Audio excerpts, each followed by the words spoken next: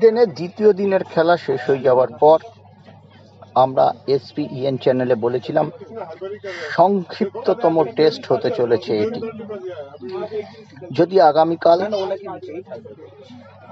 ম্যাচের ফয়সালা হয়ে যায় তবে নিশ্চিতভাবেই এটি ইডেনে সংক্ষিপ্ততম টেস্ট হতে চলেছে এবং সেক্ষেত্রে ভারতের মাটিতে এটা তৃতীয় সংক্ষিপ্ততম টেস্ট।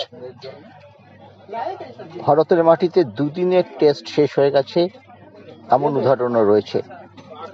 18 সালে আফগানিস্তান এবং ভারতের টেস্ট ম্যাচটি ব্যাঙ্গালোরে দুদিনের মধ্যে শেষ হয়ে গিয়েছিল।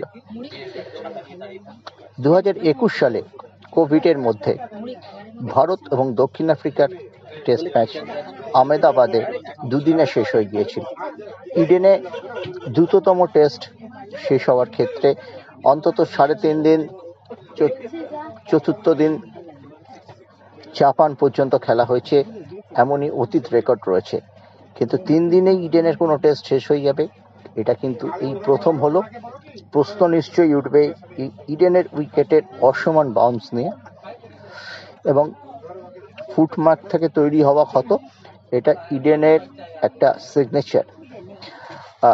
পেসারদের ফুটমার্ক থেকে তৈরি হওয়া ক্ষত, সেটা তৃতীয় দিন থেকে বলটা ঘুরতে শুরু করে, চতুর্থ দিনে আরো বেশি ঘোরে এবং পঞ্চম দিনে সেটা প্রায় ঘূর্ণির জায়গায় চলে যায়। যেভাবে আমরা ঐতিহাসিক টেস্ট জিতেছিলাম হরভঞ্জন সিং এর কল্যাণে 2001 সালে। এটা ইডেনে নতুন কিছু নয়, কিন্তু এবারে যে অসমান বাউন্স, সেটা নিয়ে নিশ্চয়ই প্রশ্ন তুলবে দক্ষিণ আফ্রিকা। আজকে তারা সেভাবে কিছু বলেনি, এখনো ম্যাচটা শেষ হয়নি, এখনো তাদের যথেষ্ট আশা আছে।